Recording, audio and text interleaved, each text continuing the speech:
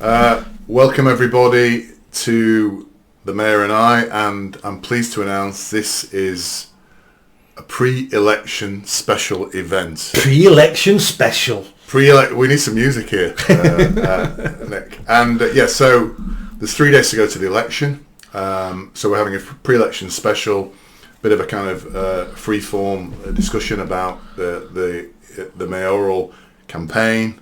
I'd like to welcome Nick Buckley, MBE. Thank you. Welcome, mayoral candidate. And just start with the fact that we've got a new microphone situation, Nick. We've got the same mic, but now we've bought an arm, and we've heavily invested in this show now, because this £20 that it cost me to buy this, I don't know why I didn't buy it a year ago. Yeah. Well, probably because you won't claim on expenses like Angela Rayner. Because I was waiting to become mayor, then I bought it and put it on expenses. So good on expenses. So I think as a result, we've had some complaints about some lack of clarity on some of the noise. So I think this, and just looking at the little counter going up and down, it looks a lot better. Yeah, exactly. So that's a little thing to celebrate as part of our pre-election special. Yes. So first question before we, as I said, there's 3 days to go before the election. And how are you feeling at the moment? What just tell me what your emotions are at the moment with 3 days to go. You've been campaigning now for at least 2 years, I would say, in terms of the run up to this and everything like that. Yeah. Probably the full 4 years in reality in terms of being out there. And how do you feel now? 3 days to go. How are you feeling, and what are your hopes and ambitions? What's going to happen in 3 days' time, Nick? The word how I'm feeling has to be tired. I'm absolutely shattered. And that's happened over the last 6 weeks, because last 6 weeks I've been working 15, 16 hours a day, mainly on social media, doing stuff, and it's got more and more intense this last 6 weeks. The last year has been quite easy. And nobody was interested in the mayor, so I wasn't that busy. But this last 6 weeks, it's really taken off, and I'm just extremely tired. Yeah. But I know I've only got days left, so that's keeping me going. Keeping you exactly. driving on. And are you sleeping okay and everything like that? Yeah, I've never had a problem sleeping. The only hiccup I've had was 2 Mondays ago. I was trying to organise my first Facebook Live event, because people were saying, go live. And it's like, I'll do that. It can't be difficult. Someone gave me some advice online about how to do it. So I set it all up, booked it, did everything. Come the evening, didn't work. No. And I'm up. So people were waiting to get onto it. Yeah, there was hundreds of people waiting for me to come on. Yeah. And after 20 minutes of trying to get on live, I had to cancel it. Oh, no. And I was gutted. Especially from someone who's always going on about personal responsibility and incompetence, and here's me, I can't get on Facebook Live. Yeah. And I went to bed that night 8:30. I was just so fed up with myself. I just went to bed. Did you not try and trial it? I'm not giving you lessons in how to manage, but did you not try and trial it? I did, up to the point of pressing the button that says go live now. So I did everything. I got everything set up, and it's the button go live now. And then pressing it, and it won't go live. I then reorganised it for 2 days later, did exactly what I did 2 days before, and it all worked. And then someone said, Facebook has issues sometimes of going live. Right. So it turns out it probably wasn't my fault. Okay. But at the time, when I've never done it before, you presume it must be you. There must be something I'm not doing on this. What else can I press? I'm pressing everything. I don't think that is unusual, because sometimes on YouTube, I'm not on Facebook, but sometimes on YouTube there's a live event. I was trying to watch a Russell Brand one the other day, and it said 20 seconds to start or something. I counted down, and then nothing happened. Yeah. We just went on for it, and then eventually I just turned off. So I think these things happen. Yeah. But it is frustrating, especially if you've got people interested in. Especially when it's your first one, and you think it's you, because you don't know what you're doing anyway. You think it's going to be easy, but I've done 2, 3 since then. They've all worked perfectly. Yeah. And that's something I'm going to continue after the election. I think I'm going to do them weekly or something, because they're good fun. And I think as well, I've seen on social media, and you and I only really interact in terms of your campaign at this event here, but I've seen you've done a number of events where come and meet the potential mayor. Yep. I've seen those. I've seen videos of you out in the streets talking to people Yep. as well. So you have become, in the last couple of weeks, far more active in terms of that interaction with the public. And how have you found that? How are they reacting to you? Do they come up and hit you over the head with the bottle, or are they coming up and shaking your hand? Are they praising you? Have you had any Scousers come and offer their congratulations? Yes, there's a Scouser in one of my videos from a couple of days ago who I met in the city centre, who was very supportive. Not of the wall. I don't think he knew about the wall, but a supportive of getting rid of Andy Burnham, who's done. This guy was homeless. Oh, really? Yeah, he was homeless in the city centre outside the town hall. Had nothing great to say about Andy Burnham, and we were chatting about what I'm going to do. The people I've met have been fantastic. I've not met... I mean, even online, if you can believe this or not, 99.5% of all the messages and comments online are all completely positive. Yeah. I've only, there's only a few idiots, and you're always going to get a few idiots. Yeah. But I thought I'd get a lot more idiots. I thought I'd get a lot more abuse online than I'm getting, and I'm getting no abuse at all. But I'm getting some wonderful messages every single day. People telling me they're speaking to the mum, and the mum's voting for me now. And I got a guy today saying he's 61 years old, he's never voted at all in his life, and this will be the first election he's voting at because he wants to vote for me. Really? That's good. And so that I was on Berry Market last week, meeting some people, and I went to introduce myself to one of the stall holders who went, "Yeah, Nick Buckley." He went, "I voted for you yesterday in my postal vote." Oh, brilliant. And I went, "How did you know about me?" He went, "On the internet."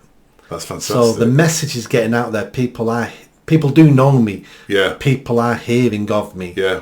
It's interesting, isn't it? You wonder how many people have actually, because it's very hard if you look at the mainstream media and you get no sense of how popular you are, because these things can be hidden, can't they? Yeah, exactly. I mean, we've seen this before with polls. Yes. Nobody expected Trump to win the first election. Correct. No one expected Brexit. Yeah. No one expected Boris Johnson to get an 80-seat majority in 2019. Yeah, yeah. The polls are good guidance, but they can be completely wrong. Yes. And the reason why they can be completely wrong is because they rely on knowing the people they're speaking to. Correct. So if you're a person who never votes, these people don't know you exist. Yeah. So if it's the first time you're voting, you're a mystery to them. Yeah. I think you're right. I think the problem with polls is they are biased. It's like the BBC viewing figures. The BBC viewing figures or the television viewing figures are based on a fixed number of people who have a certain box in their room, and it's always the same people all the time. And therefore, there's just no way they can be an accurate representation.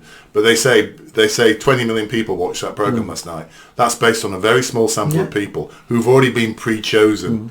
For example, they're the sort of people who will allow a box to sit in their house. Of the BBC. Of the BBC. So I would immediately dismiss them as representative of the general population. I was on the Mike Sweeney show last week. Oh, yeah. He must be 86 now, Mike Sweeney. He looks well. I remember Mike Sweeney when I was at university in Manchester. I remember Mike Sweeney in 1980. when I was in primary school, because my granddad was the caretaker for Piccadilly 261, which was the radio station he worked for at the time.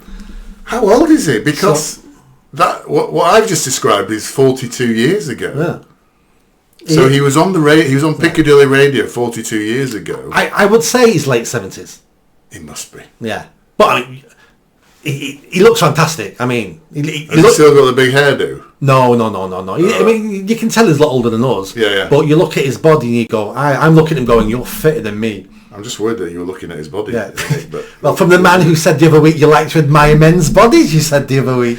I said I admire a good man's body. Yeah. I don't go out my way to admire a good man. Anyway. So let me tell you about Mike Sweeney. So I was on his show, and at the end of the interview, he said to me, "I'm asking this all the candidates, will you carry on like Andy Burnham does? Come on my show every week for the hot seat."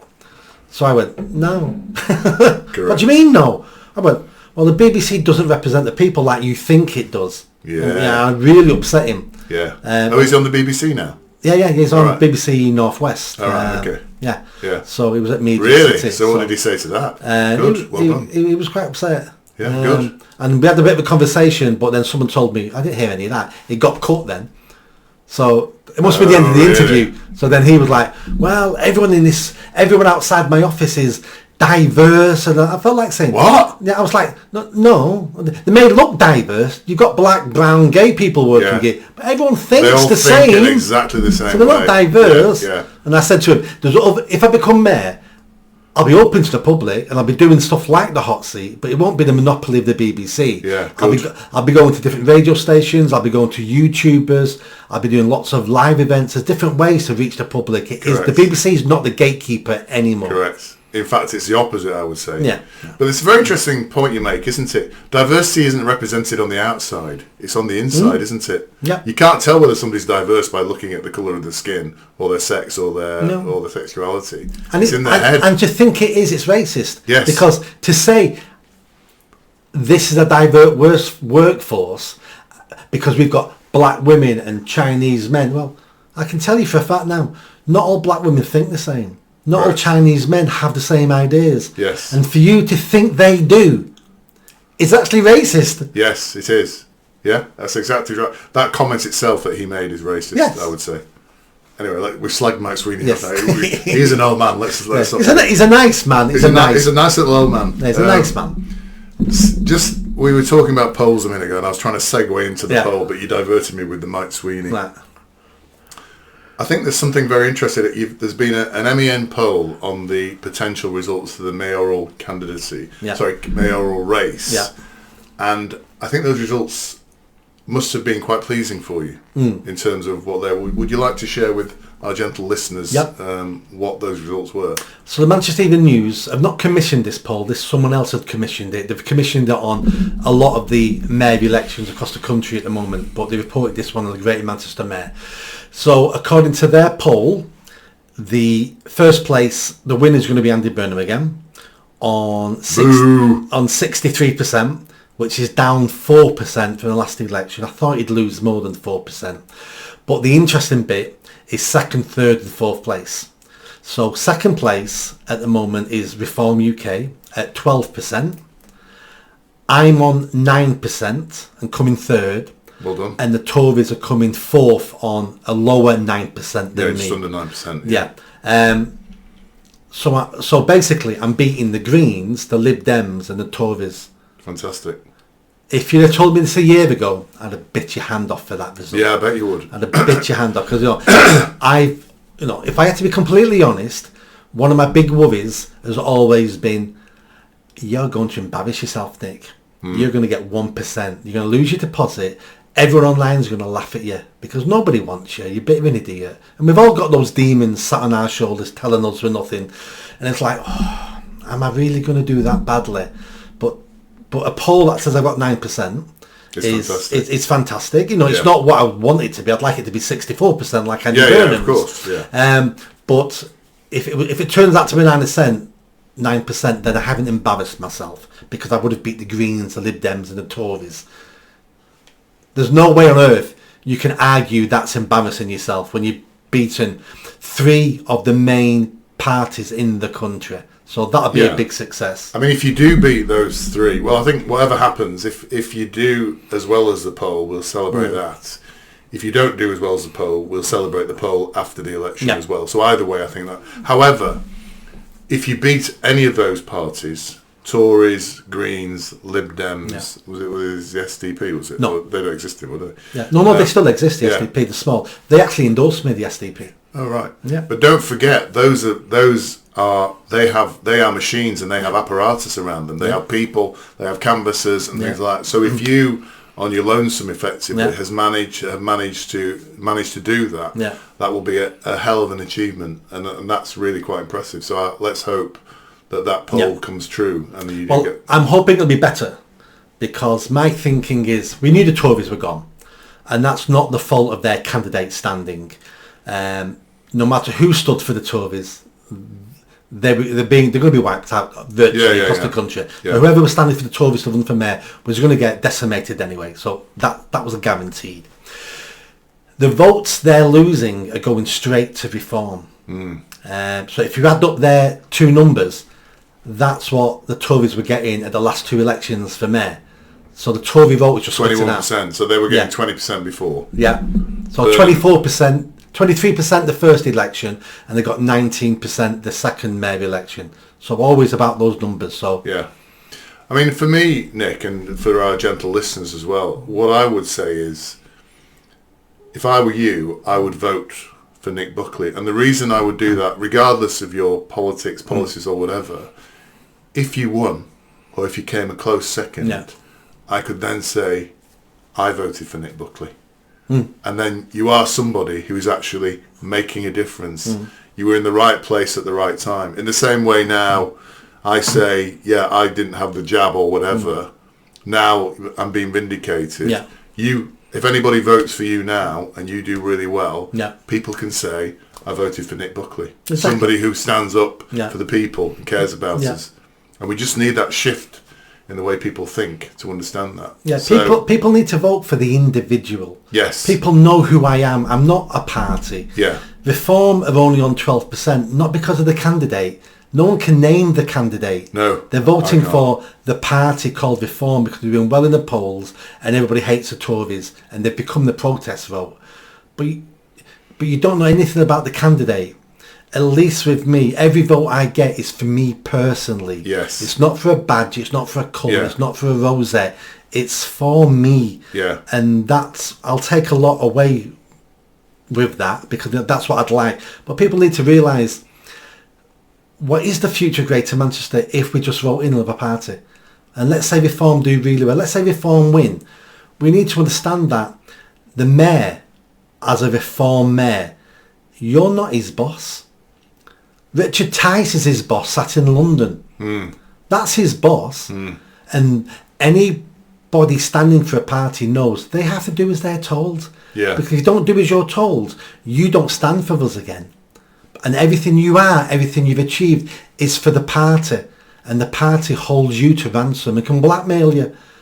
He can be told what his new policies are by London, by Richard Tice. Yeah. I know you didn't want to do this, but this is our new policy and you will do as you're told. Yeah.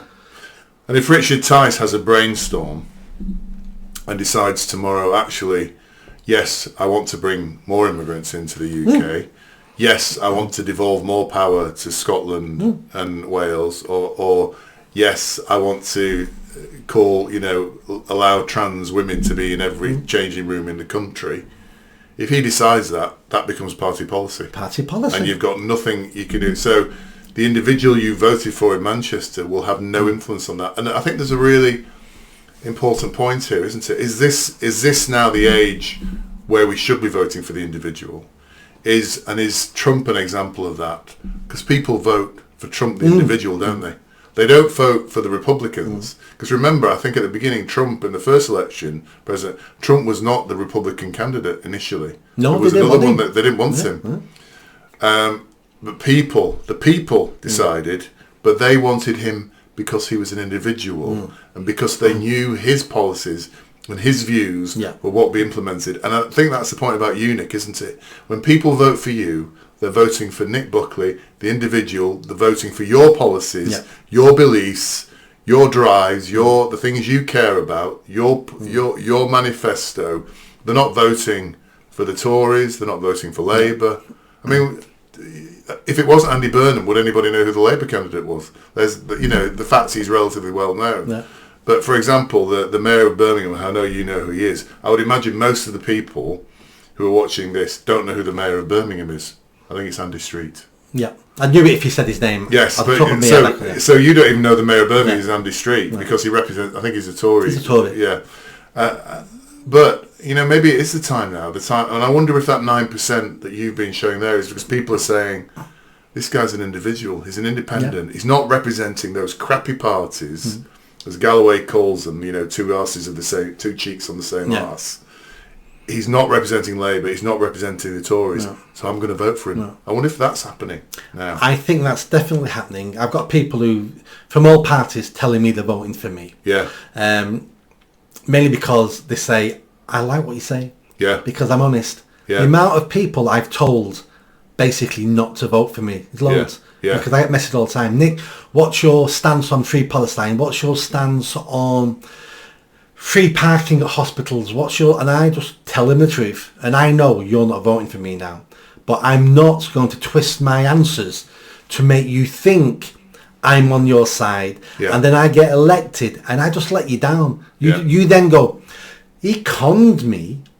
He just no. I'd rather you don't vote for me than think I'm saying something that I don't mean. So I tell people very honestly. I had an ex-veteran speak to me the other day, and his main aim is to get all veterans and anyone serving for the army free bus passes across Greater Manchester.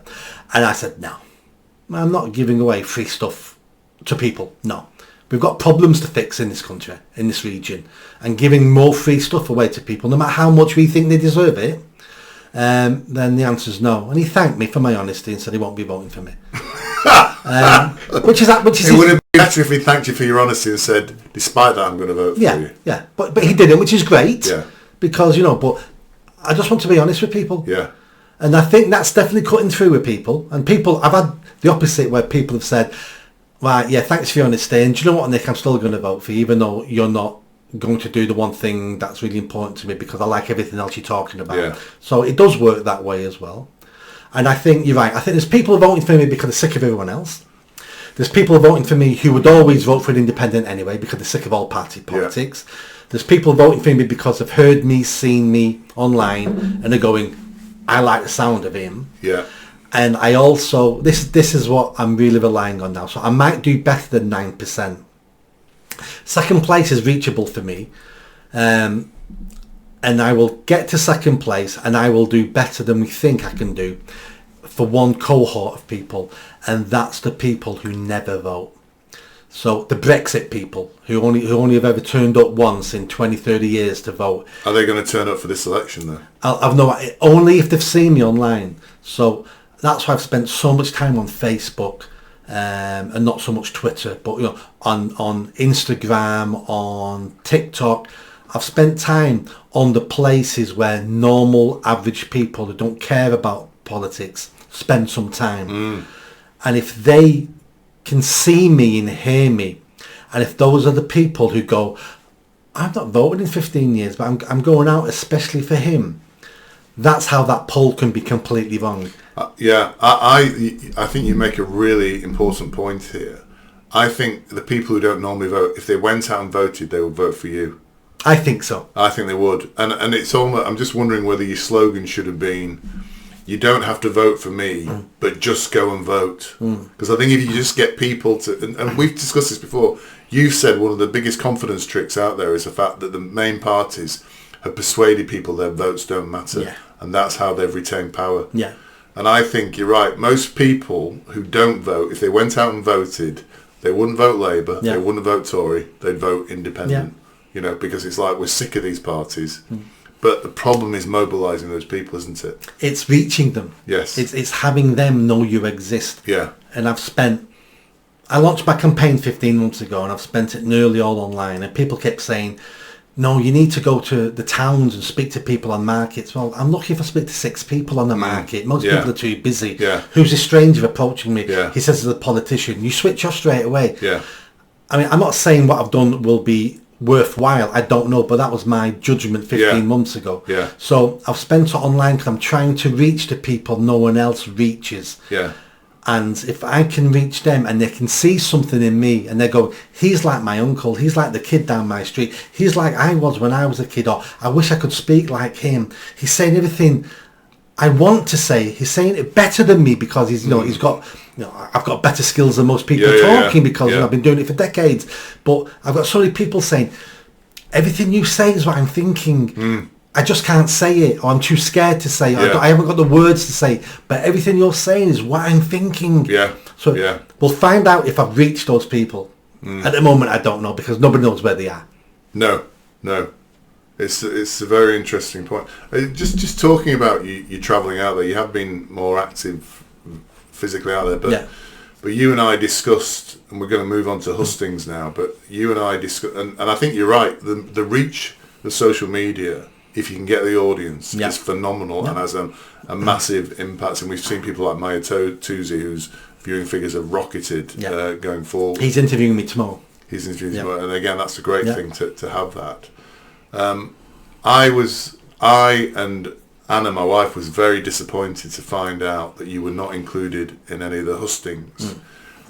despite being the only independent candidate, Yeah. despite being, and it is, in my view, that is shocking, outrageous and scandalous. What I suggested you should do, which you decided not to do, and I'd be interested in knowing why, I suggested you do like a mayoral candidate, an independent mayoral candidate in London did, and go to the hustings and barrack Burnham and the other establishment toadies from the audience, but you chose not to. And the reason I suggest you do it is not because I felt they deserved it. They did deserve it. The reason I thought that would be good is if somebody, and I offered to come and film you, I think, if somebody had filmed that, posted it on social media, and if you'd really got some good points in, that would have really increased your visibility to the voting public. But you chose not to do that. Now, what's part of the reason might be just you're a shy guy and you don't want to expose yourself and all that sort of stuff. But why did you? Presumably you had to think about that. I did. I know. I'm not claiming this to be my idea because I know you'd seen the video of the guy, the mayor of the guy. I've interviewed him. Yeah. So why would you not do something like that? Because this is the last gasp, the last chance to increase your profile dramatically. That could have done it. So why would you not do that? I did it to play the slightly longer game. So you're right, it got me more publicity there than then. But I'm not prepared to come across as a victim, as a weakling, screaming at people that you need to let me in your club. Well, no, I don't want to be in a club that doesn't want me in their club. Social media went crazy because of that. I've had so many messages, people saying they're voting for me just because they thought that was disgusting. So the BBC didn't invite me, Manchester News didn't invite me, the Jewish Council of Greater Manchester didn't invite me. And it's not that they didn't invite me, there were 6 candidates and all 5 were invited to everything. Now if we had 15 candidates, I can understand out of logistics, we cannot have 15 people there speaking because they'll all get one question and that'll be 2 hours gone. We won't get into the main contenders. But you're right, 6 candidates is nothing. No, well, even if it is, the optics of only allowing 5 out of 6 and you penalising one person, the optics is terrible. The last election, 3-4 years ago, the BBC, from my recollection, only interviewed Labour and Tories. And said, because there was 11 candidates then, and said there's too many, the 2 main parties. That was unfair. But I understood why they did that. There was some logic to it, but this time there's absolutely no logic to it at all. Like you can invite 5 people, but not 6 people. And that was many organisations. It wasn't just the 2 BBC and Manchester News. The Jewish organisation, I just said, big Jewish community in Greater Manchester. So I'm the only one they don't invite. If I saw that as a Jew and went, oh, they're not inviting Nick Buckley, there must be a reason. He must be an anti-Semite. That's what I would think as a Jewish person. If you've not invited him, there must be. We've invited the Labour people and their party was found guilty of being anti-Semitic and they've got people in their party now of anti-Semitic. So Nick Buckley must be even worse than them. And what they don't know is I was on the march against anti-Semitism. I was going to say you've been very vocal, very active on the anti-Semite. Absolutely. And the reason I asked them why I'm not invited, we don't invite independents. Then we had the small business network. Why though? It's their policy. It doesn't make any sense, does it? It's a nonsense. If it's their policy, that means they can change their policy. This isn't law. But it's not like it's not like you're part of the monster raving loony party or something. You know, you've got a lot of credibility. You've got an MBE. You're well known. You're a charity. You've run and operated charities. You're a stable member of society. An upstanding member of society. Why would they not invite you? It's insane. We don't invite independents. And it's not just them. So let's look at the Small Business Federation. I'm the only candidate who has a separate business manifesto. Because I've run businesses like you. I've run businesses, not anymore, but I've run businesses, set businesses up. I've been self-employed many times. So I created a business manifesto. And they said to me, we don't invite independents to our hustings. So they invited 5 people and not 6 again. And I'm like, I have a business manifesto here. And they actually said to me, we like your business manifesto. It hits loads of fantastic points, your business manifesto, but you're still not coming. Yeah, but it would make sense if there were 5 independents standing, but there's only one. That's what's insane about this. And as a result, you don't get the publicity. So, I mean, that leads... So why didn't I kick off more than I kicked off? Yeah, so, yes. Why didn't you take my advice and do the kicking off in the... Yeah. Because you didn't have to say, let me on the stage. Yeah. What you could have said is, why have you not invited the only independent on the stage? Why have you spent 300 million on, what's it called? Yeah. That CAS or whatever. stuff like that. You could have actually gone in with some actually points which weren't basically being saying, oh, let me on the stage, but saying... tell me this sort of thing. You could have actually done that. I could have done, but again, I don't want to come across as that person who is upset he's not been invited to the slumber party. So I'm better than that. I'm better than everybody on that stage. And if you're not willing to accept me as an independent, then shame on you, and we need to let the people know. And there'll be consequences for them for this, because I'm going to finish in a good position now. So they're going to have to answer questions. He wasn't a gimmick. He wasn't a nobody. Look where he finished. He's beating all these parties you didn't want. And when I stand again and they invite me, the answer is no. I won't go on their hustings next time. When I am a somebody, and when they hold their hustings, I'm going to hold my own hustings and say, don't go to the BBC and hear from them. Come to my hustings and hear from me. And I'm going to try to take the power away from them. They're the gatekeepers. And if I play their game and thank them for them including me, then I hand them the power. I'm playing their game. I'm not playing their game now, and I'm not playing their game in the future. Hence why I told Mike Sweeney that I'm not coming on and doing his hot seat every week. No, you're not the gatekeepers to the people for me. I'm the gatekeeper. I will speak to anybody I want to speak. I will find new ways of speaking to people who have never been spoken to before, because all you people only speak to the people who are only interested in you and your clique and your organisation. And I'm not prepared to have these small organisations and these groups, identity groups, dictate and hold power. I'm going to go to the wider people. I want rallies like Trump had. So I'm not Trump. I wouldn't want to be a Trump. But he goes to the people. He bypasses all the institutions. And that's what I need to be looking at if I run and when I run again. There's something, it's just listening to you speak now, Nick, I would say there's something actually very spiritual about what you just said. And it's kind of, it's almost, and I would use the word Christian about what you just said, because what you're actually saying is effectively, I'm not going to pander to the authorities. I'm not going to pander to the elites. I'm going to walk amongst the people. I'm going to ignore the money lenders. I'm going to talk to the people, and the people will come to me. And I'm not wishing to characterize you as a Christ-like figure here, but that kind of low profile, kind of let me talk to the people and the people will come to me, I think is a really interesting take. And arguably that is what Trump did. Yeah. Trump didn't follow any of the conventions here. He just went out amongst the people, and then the people started coming to him, didn't they? Yeah. So it might be a long game, but I think it is. Yeah. I gave it a lot of thought. Yeah. And a part of my answer was, I can't beat them playing their game. Correct. These political parties, these institutions are experts in what they do. They've got the power, they've got the money. I can't beat them on their turf. Now, in the book, The Art of War, there's a chapter about how you pull your enemy onto your battlefield. And that's what I'm going to try to do, because I can't beat them on their turf. I've got to pull them onto uncomfortable ground that they don't know how to fight. That's how we beat the French at Agincourt.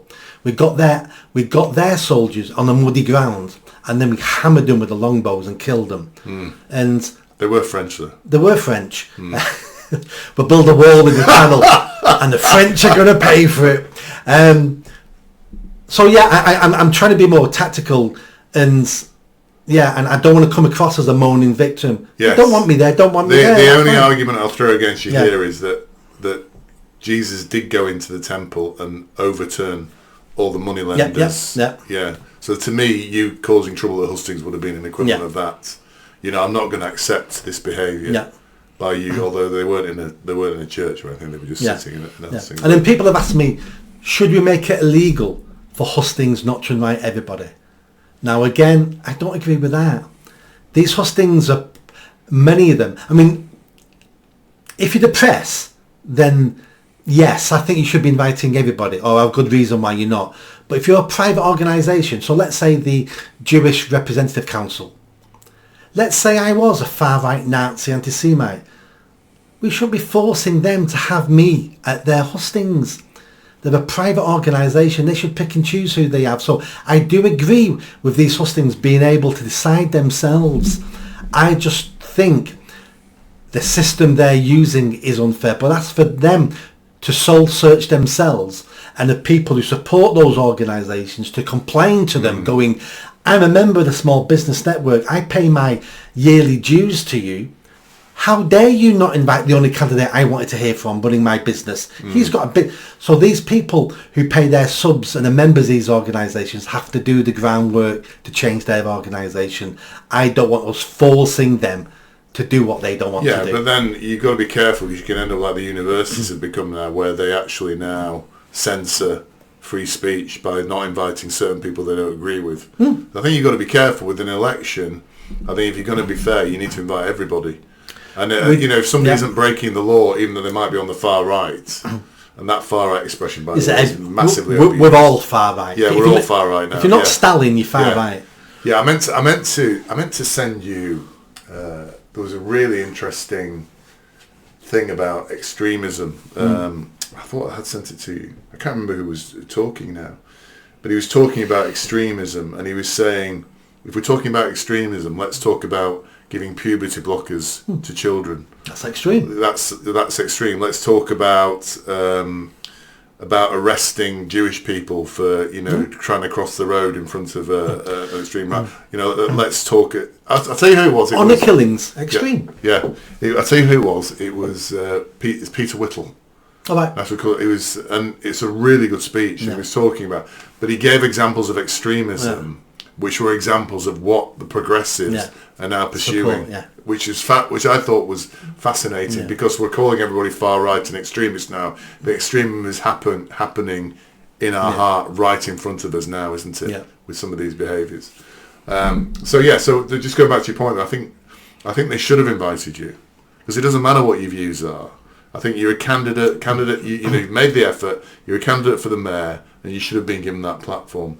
I think only under two circumstances. I think if you're the press and you come under Ofcom and you have a duty for being impartial, I would say yes, you should be inviting everybody.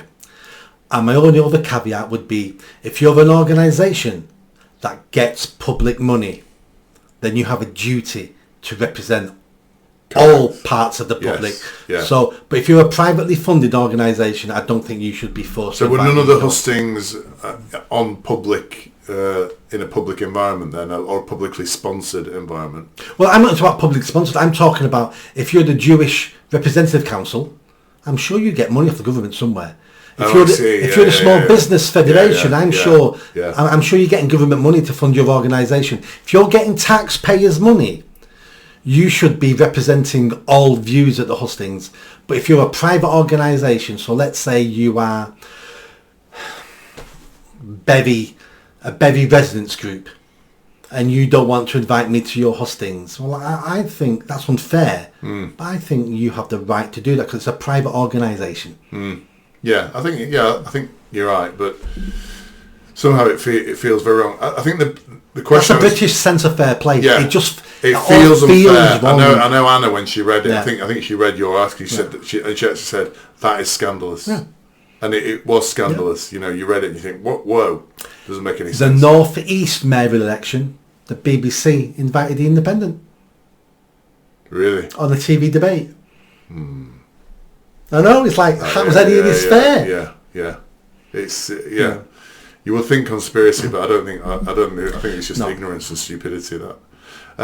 The question I was going to ask about the hustings, apart from the fact you didn't follow my advice and overturn the moneylenders' trays, how badly do you think that's impacted you, not being able to have that platform and that ability to speak to the people in that situation? Because my view is, I've seen you. I mean, I've obviously seen you here. We talk, but I've seen you on Talk TV. I've seen you on GB News.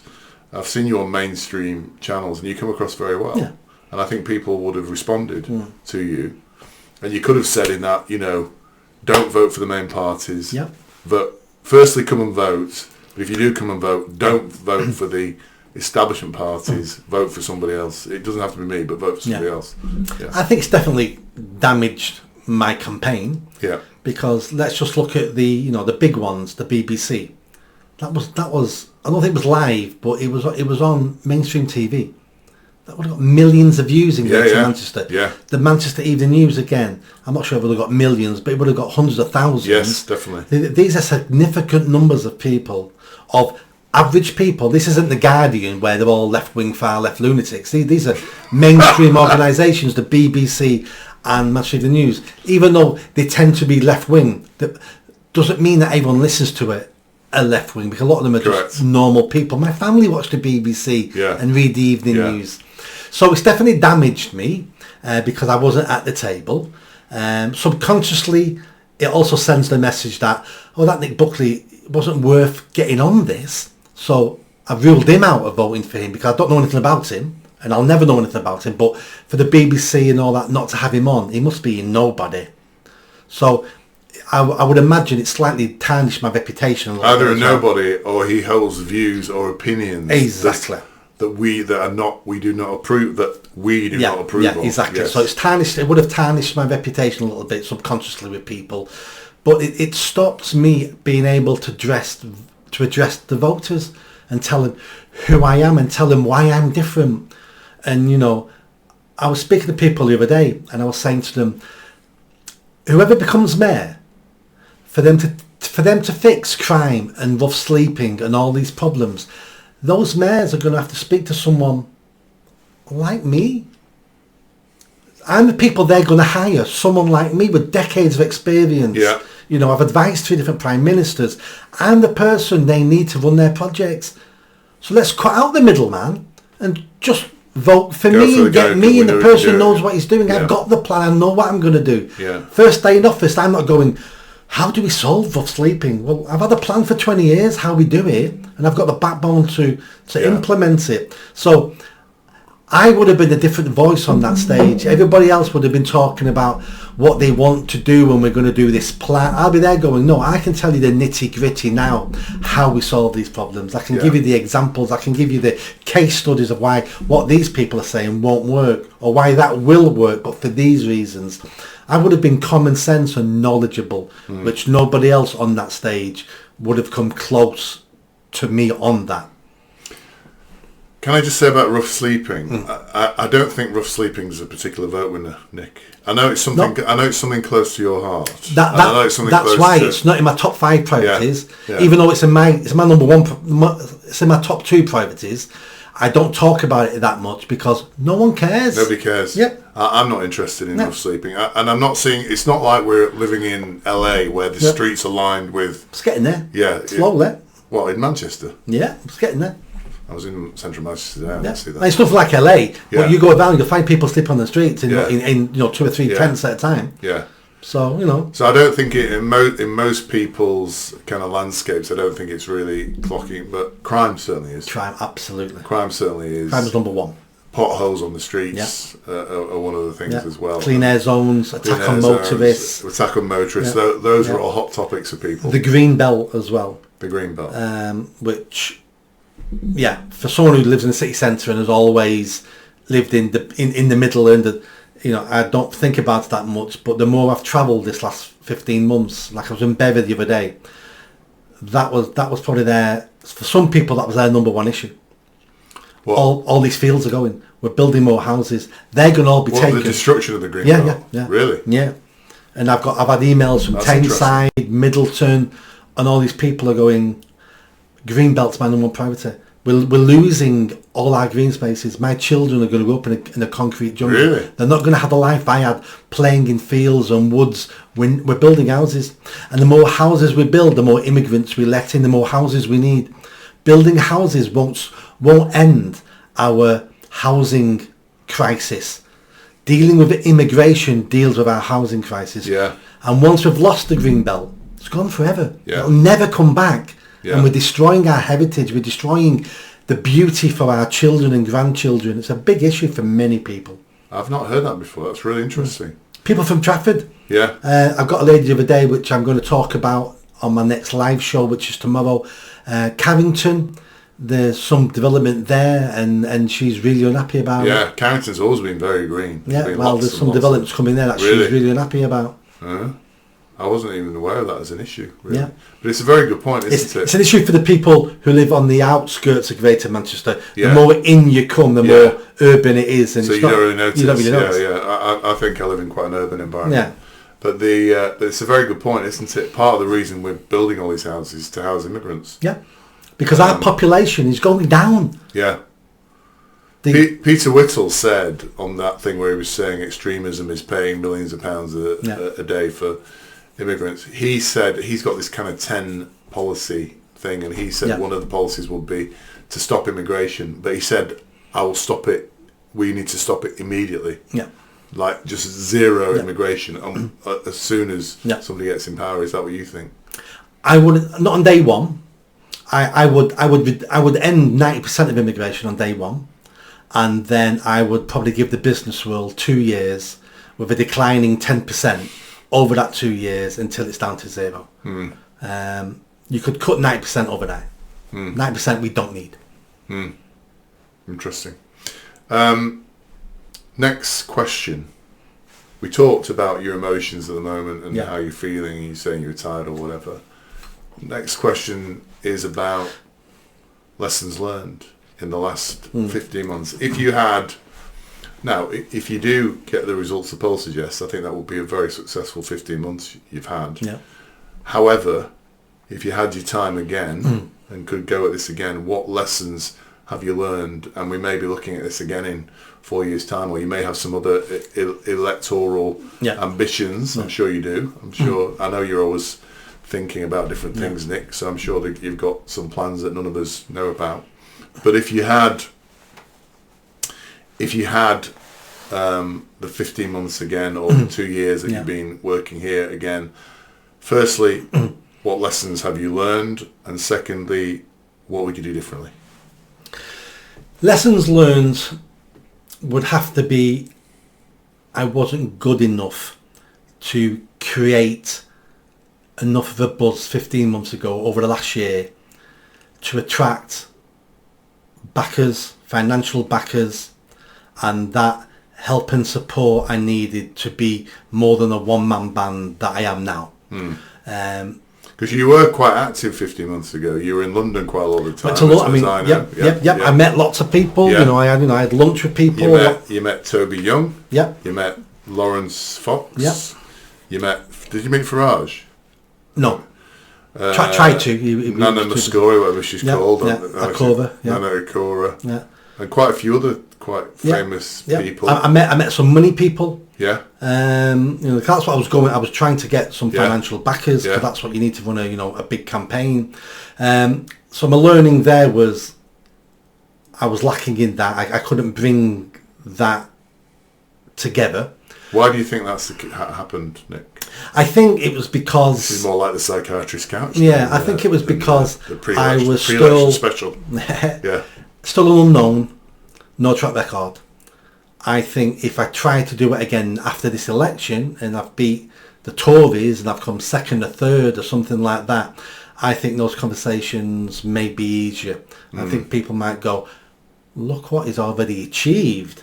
Going from nothing to something is always the hardest part to get people to believe in you, because there's no track record. Most people fail at most things they do. So it might be easier second time round to attract that funding and that backing as well. What else have I learnt? I've definitely, we'll see the result but I think I've learned to trust my instincts more in the political field. You know, I'm an expert in many fields, but I wouldn't say I'm an expert in the political field. But I've definitely learned to trust my instincts more. And I've learned most this last 6 weeks, because it's been very slow the first 15 months, because there was no election. No one cared about election coming up. They've all living their lives, understandably. The last 6 to 4 weeks, everything's taken off. So I've learned a lot there. But I wish I'd known all that 8 weeks ago. Yeah. And I wonder about, you know, like, why have I only started doing Facebook Live events 6 days ago? I should have been doing that for 15 months. Why, you know, why have I not been collecting email addresses off people just so I can keep updated with people and I can get more? Yeah. So there's lots of things I've learned that's like, oh, I've not messed up, but I've missed that opportunity. Maybe though, if you had a campaign manager or somebody like that who's experiencing these things, they would have given you that direction. So if I'd have got the money, I could have employed someone to who would have known all those things, and that campaign side of it would have been easier, and I could have spent more time engaging people. But you know, I've had to do everything myself, never enough. So that's been part of the learning. And I think the most interesting thing is the last 4-6 weeks I've enjoyed more than the rest of the campaign. I've been busier, I've been so tired, you know, but I'm thoroughly enjoying it. Yeah. Before you turned up today, I almost went to bed for an hour. But the second you walk through the door, I'm revitalised again. Yes. Because I know we're going to chat for a couple of hours, and when you're gone, I'll just be drained again. Yeah. But while I'm thinking, while I'm active, I'm great. Yeah. But when there's no one else here at the moment, I'm like, oh, I'm shattered again now, and I'm plodding on with the boring work, the social media stuff like that. So I've learnt a lot. If I run again, you know, for I mean, there's a very good chance I'll be running for mayor again in 12 months' time. The rumours I'm hearing is Andy Burnham looks like he's going to win, and I'm hearing he'll resign after Christmas to be an MP to get to Parliament. He's going to give the Labour government several months to bed in before he turns up. So he'll have to resign as mayor to stand for an MP. Why is he doing that? He wants to be Prime Minister. Where will he be an MP though? Because he'll have to find a seat that's been vacated. Yeah, I'm being told that he's done a deal with Graham Stringer from North Manchester, MP, and he wants to retire. I mean, he's in his 70s now, and I've been told he's hanging on, waiting to give Andy Burnham the best shot. Graham Stringer was around at the same time as Mike Sweeney when I was in the 80s. So yeah, that probably makes sense. Oh really? So there's some sort of, you heard it here first, folks. Yep. There's some sort of backdoor deal between Graham Stringer and Andy Burnham, where Andy Burnham's going to resign and take Graham Stringer's seat. He'll have to stand for the seat and stuff like that, but he'll be a shoo-in for it. He'll be shooed in for it. So there'll have to be another mayoral election. He'll have to resign, yeah. So there'll be a by-election for mayor. Right. And whoever stands in the place of Andy Burnham for Labour will be so much easier to beat. Really? Yeah. Yeah. Because there'll be nobody. Because Andy Burnham's probably one of the most famous Labour politicians. Well, can you do me a favour then, Nick? Can you go and cause trouble at the hustings this time? If that's the case. That's interesting. All right, okay. So you have been thinking about this. Yeah. Yeah. But I think you're right about Burnham. All he's interested in his power, isn't he? He's not interested in Manchester or any of the people here. You don't give a stuff. Yeah. So just going back to lessons learned. So I've got maybe a provocative question for you here. You're bemoaning the fact you didn't get that funding, that campaign manager, and all the things that go with it. But I know you were very active at the beginning, and you went to London a lot. You're meeting potential sponsors. You're meeting all sorts of very influential people in London, and talking to them. Do you think your policies and some of your views may potentially have compromised that ability to find a backer or a sponsor for your campaign? Because some of your views are one of the ones I wanted to ask you about. I didn't get around to, by the way. What are your views on free parking at hospitals? Unworkable. I don't agree with that. Unworkable. I think there should be free parking. However, I'm still going to vote for you. Yeah, yeah. I mean, like, how much parking do you want to be free? So all of it. So all the staff will park there for free. Yeah. Yeah. So then, so how big is this parking spot? So any visitor turns up, then there'll be no spaces Because of another level.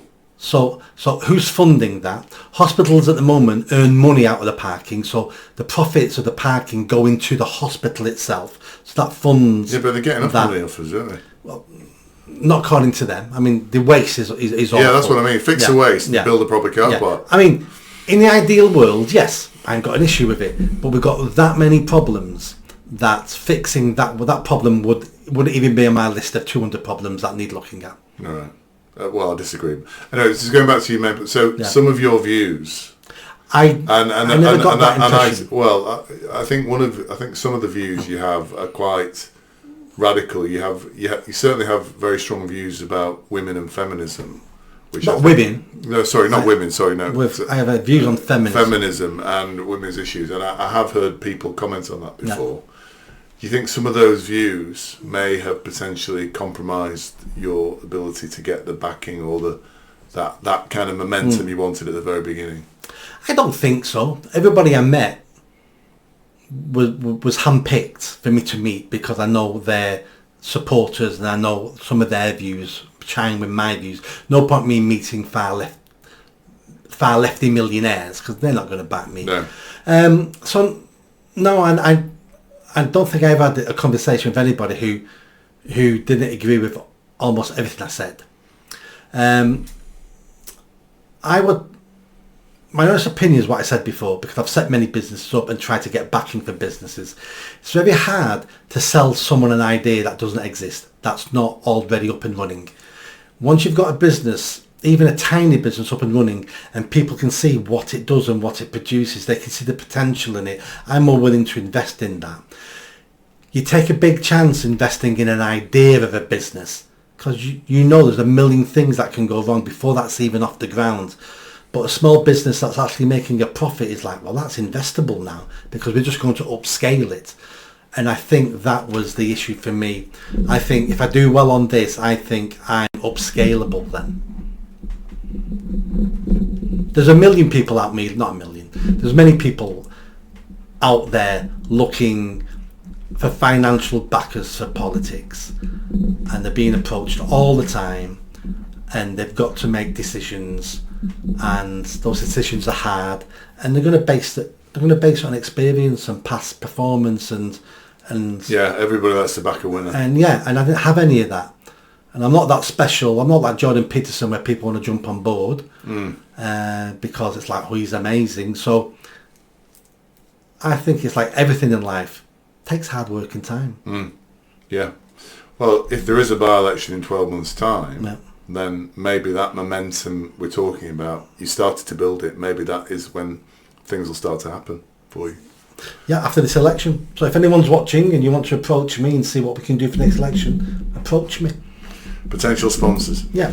I want to talk about justice, and because I see, we don't know what the election. There may be a surprise, and you may win the election. Anything is possible. But I kind of want to talk about justice because my view is, looking at you, listening to you, you would be a fantastic mayor of Manchester. There's no doubt about it. And I look at these characters out there like Hamza Yusuf, who's resigned today. Even Nicola Sturgeon before that, Andy Burnham, Rishi Sunak, all these characters, these grubby people like Matt Hancock. You know, these really grubby people who end up in power with the ability and position to influence people and make people behave, have the power to wield over people. Where is the justice in those people having power? And Keir Starmer, I'll chuck in there as well. Keir Starmer, Jeremy Corbyn, Angela Rayner. Yeah. These are grubby people in my mind. Where is the justice in people like that getting power, fame? Fame is not an issue, but the ability to manipulate and control people's lives, and they do it very badly. Yeah. and somebody like you, who is a genuine person who cares about the people, who cares what happens to Manchester, who cares and loves Manchester, wants to do. Where's the justice in them being in power and you not? And where has it gone wrong that somebody like you doesn't end up in power? It's not like saying every democracy gets the government it deserves, gets the politicians it deserves, because these people are voted in. They may be sneaky, they may be untruthful, they may be corrupt, they may be incompetent, they may be stupid, but we voted them all into power. So let's take some personal responsibility ourselves that we elect these people. How these people get into those positions of power to be elected in the first place, well, that's the game of politics, isn't it? It's the wheeling dealing. It's like, I'll do you a favour now because you'll do me a favour next year. Maybe part of the reason why I didn't get any financial backers the way I hoped is because I made it clear to all of them, you're getting nothing from me. There's no favours down the line. You know, you're doing this and support me because you want to see a better country. That's all you'll be getting out of this. So maybe that didn't do me any favours. But politicians who get into power do favours. That's why we have multi-millionaires giving £1 million donations to parties, because when you become elected, I want these laws looking at, I want it slightly easier to get people to come to the country to work for me, or I want that loophole widened, or I want this. So deals are being done all the time to get into power. But the real problem is we do not investigate and research the individuals who are standing in political parties as a voter. And that's what party politics want you to do. They want you to vote for the party, not the individual. If you look into that individual, you realise most of them are stupid. Most of them don't know what they're talking about. Most of them don't even believe in the policies they're pushing. They're just told to push those policies, and they're looking to climb the greasy pole. Hence, we just want you to vote red, blue, turquoise, green, yellow. Just look at the colours and vote for the colour, because that's your team. Like a football team, that's your team. How can you have a player at Manchester United, your team, who you think's amazing and clap and support every weekend, and the next weekend he moves to Aston Villa and comes back to the ground and you boo the same individual you were cheering for a week before? That's because it's tribal. You normally give them a little round of applause, actually. But anyway, that's... Not if you rate the player and he's left and you didn't want him to leave. You normally hate him. I remember what happened to Ronaldo. And Suarez was another one. Suarez, yeah. So how can you then 1 minute hate the player? Because it's not about the player, it's about the team. And that's what politics has turned into. Hence why some people... I've always voted Labour. I've always voted Lib Dems. My dad voted Green, so I vote Greens. It's like, that's stupid. The Greens aren't the party they were 40 years ago. The Greens are the most dangerous party in the country. And Labour's not the party. No party's the same 20, 30, 40 years ago. And to vote because you think that's your team, well, it's not your team because they don't care about you. A team is when we look after each other. That's a team. Teamwork. These are tribes. And you belong to a tribe because you think it's your tribe. But they're not your tribe. They're your masters. And you foolishly don't look into these individuals and you vote for the political party, and that's why we're in this mess. It's our fault. I'm tired of people blaming purely politicians. It's our fault for voting them in. We should have been cleverer. We should have researched them. We should be better citizens, and then we won't be in this mess. Very powerful words. And finally, Nick, on this pre-election special, what message have you got for the voters who are going to go and vote in 3 days' time on the 2nd of May? What message have you got for them? And I don't want this to be a message about I'm going to do this to the police or whatever. Yeah. What message have you got to them as they head into that booth? And I'm talking about Labour supporters, Reform supporters, Tory supporters, all these supporters. What message have you got for them as they walk into that booth and they're about to place, is it a cross? I don't know what it is anymore. And they put their cross in a box. What is the message you'd like to give them about how they should decide on that vote? And I'm not saying if it says Nick Buckley. I would say to everybody, when you walk into that polling booth and it's private, you've got a curtain, no one sees you, you're on your own, that's when your conscience kicks in. You need to vote for the person who you think is going to give you a better tomorrow, a better world. Not who's going to do the best for you as an individual. Who's going to do the best for your family, your community, your country? What is it about that individual, their policies, their personal traits? Vote for something you want to see better. Don't vote to keep someone out. So don't vote to keep Labour out. Don't vote to keep the Tories out. Because we've got into a cycle now that all we're voting for all the time is the lesser of two evils. Which means you're still voting for evil. You need to vote for the future, for the vision you want for your children and your grandchildren. You might not be around to see the benefits of the decisions you make today, because change takes time. Our problems go down so deep, they're going to take decades to fix. We may not be around to see the land of milk and honey, but if we make the choices now, our grandchildren can. And you can die in your bed knowing you've left the country in a better position that you won't see. It's like the wise man who plants a seed, a tree, knowing his grandchildren will be able to sit down in shade. He'll never sit under shade, but he knows his grandchildren will sit under shade. That's the way we need to start voting and planning. And definitely stop voting for the lesser of two evils, because we just get evil. And that's a fabulous message, isn't it? If you vote for the lesser of two evils, you're still voting for evil. If you're going to vote for good. Nick Buckley, mayoral candidate. Nick Buckley, MBE, mayoral candidate. Can I wish you the best of luck in the elections in 3 days' time? Thank you very much. Thank you. Cheers. Thank you, viewers. If you like that video, don't forget to subscribe to the channel, hit that notification bell and comment. And if you like what I'm saying about running for Mayor of Greater Manchester, then stick around. Tell your family, tell your friends. The only way I'm going to have a chance of winning is a grassroots movement. So be part of that movement and hit that bell. Thanks.